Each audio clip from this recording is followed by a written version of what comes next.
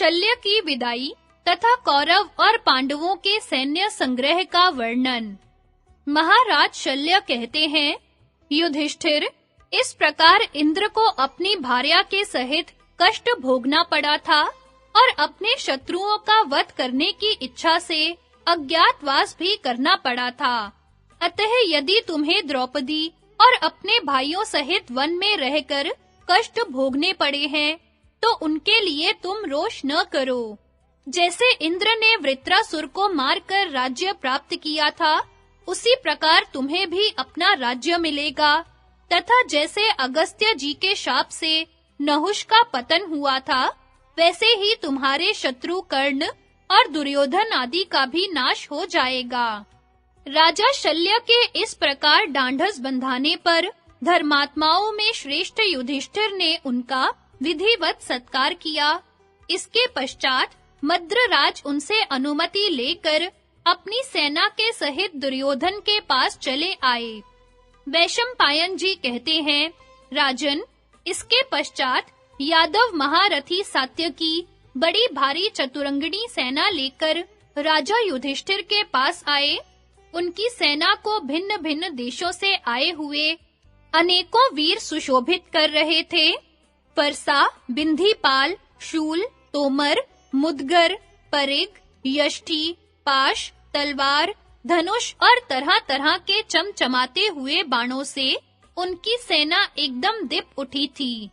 यह सेना राजा युधिष्ठिर की छावनी में पहुंची। इसी तरह एक अक्षौहिणी सेना लेकर चेदी राज धृष्टकेतु आया। एक अक्षौहिणी सेना के साथ जरासंध का पुत्र मगधराज जयतसेन आया तथा समुद्र तीरवर्ती तरह-तरह के योद्धाओं के साथ पांड्य राज भी युधिष्ठिर की सेवा में उपस्थित हुआ। इस प्रकार भिन्न-भिन्न देशों की सेना का समागम होने से पांडव पक्ष का सैन्य समुदाय बड़ा ही दर्शनीय, भव्य और शक्ति संपन्न जान पड़ता था। महाराज द्रुपद की सेना भी उनके महारथी पुत्रों और देश-देश से आए हुए शूरवीरों के कारण भली जान पड़ती थी। मत्स्य देशीय राजा विराट की सेना में अनेकों पर्वतीय राजा सम्मिलित थे। वह भी पांडवों के शिविर में पहुंच गई। इस प्रकार जहां-तहां से आकर 7 अक्षौहिणी सेना महात्मा पांडवों के पक्ष में एकत्रित हो गई। कौरवों के साथ युद्ध करने के लिए उत्सुक इस विशाल वाहिनी को देखकर पांडव बड़े प्रसन्न हुए। दूसरी ओर राजा भगदत्त ने एक अक्षौहिणी सेना देकर कौरवों का हर्ष बढ़ाया। उनकी सेना में चीन और किरात देशों के वीर थे। इसी प्रकार दुर्योधन के पक्ष में और भी कई राजा एक-एक अक्षौहिणी सेना लेकर आए। हृदीक के पुत्र कृतवर्मा भोज, अंधक और कुकुर वंशीय यादव वीरों के सहित एक अक्षौहिणी सेना लेकर दुर्योधन के पास उपस्थित हुए। सिंधु सौवीर देश के जयद्रथ आदि राजाओं के साथ भी कई अक्षौहिणी सेना आई। काम्बोज नरेश सुदक्षिण, शक और यवन वीरों के सहित आया। उसके साथ भी एक अक्षौहिणी सेना थी। इसी प्रकार माहिष्मतीपुरी का राजा नील दक्षिण देश के महाबली वीरों के सहित आया।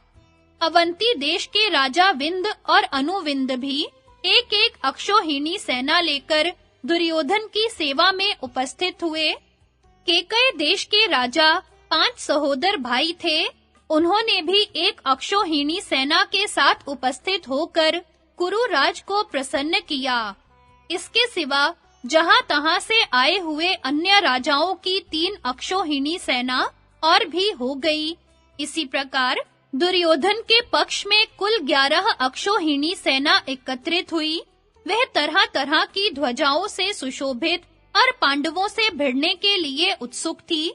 पंचनद, कुरुजांगल, रोहितवन, मारवाड़, अहिछत्र, कालकूट, गंगा तट, वारण, वटधान और यमुना तट का पर्वतीय प्रदेश, यह सारा धन धान्य पूर्ण विस्तृत क्षेत्र कौरवों की सेना से भरा हुआ था।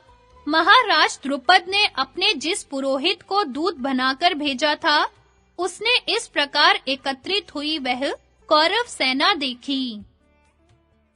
द्रुपद के पुरोहित के साथ भीष्म और धृतराष्ट्र की बातचीत। वैशंपायन जी कहते हैं, तदनंतर वह द्रुपद का पुरोहित राजा धृतराष्ट्र के पास पहुंचा। धृतराष्ट्र, भीष्म और विदुर ने उसका बड़ा सत्कार किया। पुरोहित ने पहले अपने पक्ष का कुशल समाचार कह सुनाया, पीछे उनकी कुशल पूछी। इसके बाद उसने समस्त सेनापतियों के बीच इस प्रकार कहा, यह बात प्रसिद्ध है कि धृतराष्ट्र और पांडु दोनों एक ही पिता के पुत्र हैं, अतः पिता के धन पर दोनों का समान अधिकार है। परंतु धृतराष्ट्र के पुत्रों को तो उनका पैतृक धन प्राप्त हुआ और पांडु के पुत्रों को नहीं मिला। इसका क्या कारण है? कौरवों ने अनेकों बार कई उपाय करके पांडवों के प्राण लेने का उद्योग किया, परंतु उनकी आयु शेष थी, इसलिए ये उन्हें यमलोक न भेज सके। इतने कष्ट सहने के बाद भी महात्मा पांडवों ने अपने बल से राज्य बढ़ाया, किंतु क्षुद्र विचार रखने वाले धृतराष्ट्र पुत्रों ने शकुनी के साथ मिलकर छल से वह सारा राज्य छीन लिया। राजा धृतराष्ट्र ने भी इस कर्म का अनुमोदन किया और पांडव 13 वर्ष तक वन में रहने को विवश किए गए। इन सब अपराधों को भूलकर वे अब भी कौरवों के साथ समझौता ही करना चाहते हैं, अतः पांडवों और दुर्योधन के बर्ताव पर वे ध्यान देकर मित्रों तथा हितैषियों का यह कर्तव्य है कि वे दुर्योधन को समझाएं। पांडव वीर हैं, तो भी वे कौरवों के साथ युद्ध करना नहीं चाहते। उनकी तो यही इच्छा है कि संग्राम में जन संहार किए बिना ही हमें हमारा भाग मिल जाए। दुर्योधन जिस लाभ को सामने रखकर युद्ध करना चाहता है, वह सिद्ध नहीं हो सकता, क्योंकि पांडव कम बलवान नहीं है। युधिष्ठिर के पास भी 7 अक्षौहिणी सेना एकत्र हो गई है और वह युद्ध के लिए उत्सुक होकर उनकी आज्ञा की बाट जोहती है। इसके सिवा पुरुष सिंह सात्यकी, भीमसेन, नकुल और सहदेव ये अकेले ही हजारों अक्षौहिणी सेना के बराबर हैं। एक ओर से 11 अक्षौहिणी सेना आए और दूसरी ओर अकेला अर्जुन हो, तो अर्जुन ही उससे बढ़कर सिद्ध होगा। ऐसे ही महाबाहु श्री कृष्ण भी हैं। पांडवों की सेना की प्रबलता, अर्जुन का पराक्रम और श्री कृष्ण की बुद्धिमत्ता देखकर भी कौन मनुष्य उनसे युद्ध करने को तैयार होगा। अतः धर्म और समय का विचार करके आप लोग पांडवों को जो देने योग्य भाग है, उसे शीघ्र प्रदान करें। यह उपयुक्त अवसर आपके हाथ से चला ना जाए, इसका ध्यान रखना चाहिए। पुरोहित के वचन सुनकर महाबुद्धिमान भीष्म जी ने उसकी बड़ी प्रशंसा की और यह सम्योचित वचन कहा, ब्राह्मण, बड़े सौभाग्य की बात है कि सभी पांडव भगवान श्री कृष्ण के साथ कुशल पूर्वक हैं। यह जानकर बड़ी प्रसन्नता हुई कि उन्हें राजाओं की सहायता प्राप्त है। साथ ही यह भी आनंद का विषय है कि वे धर्म में तत्पर हैं। वे पांचों भाई पांडव युद्ध का विचार त्याग कर अपने बंधुओं से संधि करना चाहते हैं। यह तो और भी आनंद की बात है। वास्तव में किरीटधारी अर्जुन बलवान, अस्त्र विद्या में निपुण और महारथी है। भला युद्ध में उसका मुकाबला कौन कर सकता है?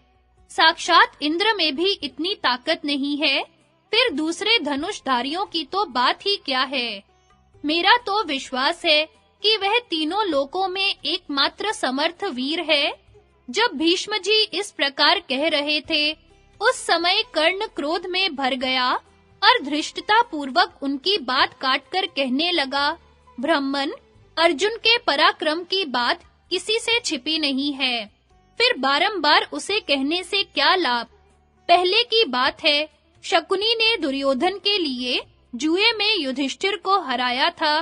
उस समय वे एक शर्त मानकर वन में गए थे।